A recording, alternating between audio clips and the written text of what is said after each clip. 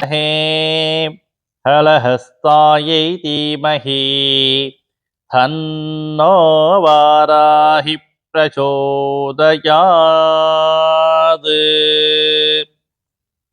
ஜெய் வராகி. உலகெங்கும் வாழக்கூடிய அன்னை ஸ்ரீ கோட்டை வாராகியனுடைய பக்தர்கள் அனைவருக்கும் அடியேனின் ஆசிகள். அட்சய திருதியை நிறைய பக்த கோடிகள் பார்த்தீங்கன்னா, அட்சய திருதியை நாளில் கிருத்திகை நட்சத்திரமும் வருகின்றதே. கிருத்திகை நட்சத்திரத்துல கீழ்நோக்கு நாள் என்று சொல்வார்களே.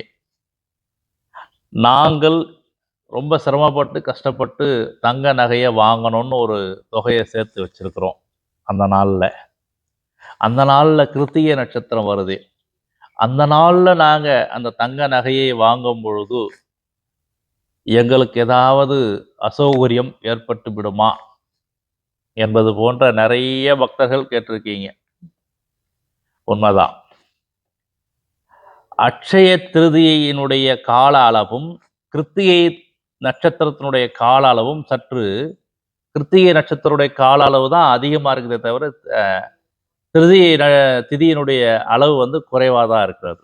அப்போ எந்த பக்கமும் அந்த நட்சத்திரம் போயிட்ட பிறகு வாங்கலாமா, அதுக்கான கால நேரம் ஏதாவது இருக்குதான்னு பார்த்தீங்கன்னா நிச்சயமாக அன்னைக்கு இல்லை. இப்படிதான் ஒரு அமைப்பு இருக்குது.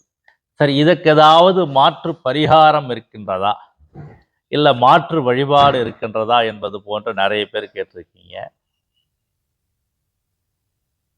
சூரிய பகவானுக்கு அன்றைய தினத்துல கோதுமையினால் செய்யப்பட்ட தானியங்கள்ல ஒரு ஸ்வீட் செஞ்சு நீங்க பெருமாள் கோயில்ல தானம் கொடுத்துட்டு நகை வாங்கலாம்.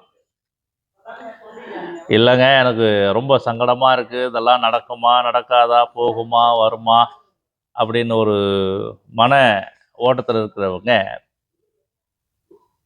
சித்திரை மாதம் 23ஆம் தேதி, அதாவது ஏப்ரல் 23 சித்திரை 10 அன்னைக்கு பார்த்தீங்கன்னா வியாழக்கிழமை, சப்தமி திதி, புனர்பூச நட்சத்திரம், சுகம் நாமயோகம், இப்படி ஒரு அற்புதமான நாள் இருக்கிறது. குருவினுடைய நட்சத்திரம் தான் புனர்பூச நட்சத்திரம். அன்னைக்கு குரு நாளும் கூட, சப்தமி திதி, அந்த சூரியனுடைய ஆதிக்கம் நல்லா இருக்கக்கூடிய ஒரு அற்புதமான நாள். இந்த நாள்ல நாம நகை வாங்கினாலும் அதற்கொப்பான பலனை தரும். ஆகவே நீங்க இதுல உங்களுக்கு எது சௌகரியமாக இருக்கின்றதோ அதை நீங்கள் எடுத்துக்கொள்ளலாம். சரிங்களா? இது ஒன்றும் பெரிய விஷயம் இல்லை. அட்சய திருதி என்றால் அல்ல குறையாதது என்ற பொருள்.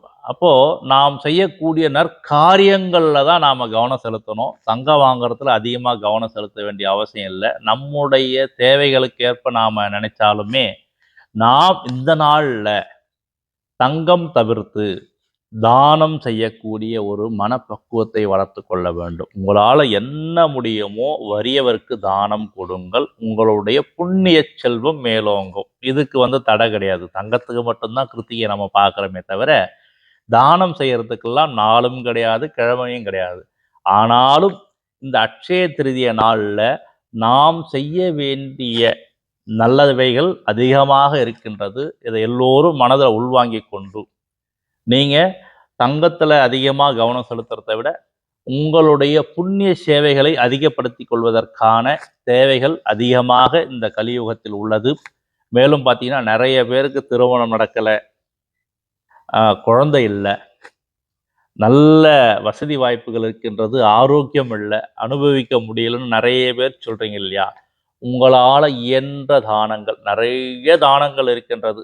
எது உங்களால் உங்களுடைய சக்திக்கு இருக்கிறதோ அதை இந்த நாளில் நீங்கள் ஒருவருக்கேனும் செய்யும் பொழுது உங்களுடைய புண்ணிய பலன் அதிகரிக்கும். உங்களுடைய குடும்பத்தினுடைய சூழ்நிலை மாறும். உங்களுடைய பிள்ளைகளுடைய எதிர்காலம் நல்ல முறையில் அமையும். அன்னை வாராகியை மனமுவந்து வேண்டிக் கொண்டு இந்த நான் மேற்சொன்ன கருத்துக்களை உங்கள் மனசில் வாங்கி எதை உங்களால் எளிமையான முறையில் மற்றவர்களுக்கு தானம் செய்ய முடியுமோ அதையும் செய்யுங்க. நான் சொன்ன 2 நாட்களில் எது உங்களுக்கு சௌகரியமாக இருக்கிறதோ அதில் நீங்கள் தங்கம் தாராளமாக வாங்கி கொள்ளலாம். யாதும் குறையில்லை. சரிங்களா? நம்முடைய வாராகி பக்தர்கள் இந்த கருத்துக்களை உள்வாங்கி ஆள்போல் தழைத்து அருகது போல் வேரூன்றி மூங்கில் போல் கிளைகளைத்து முதியாமல் வாழ்ந்திருக்க வேண்டும் என வாழ்த்தி அமைகிறேன். ஜெய்வராய்.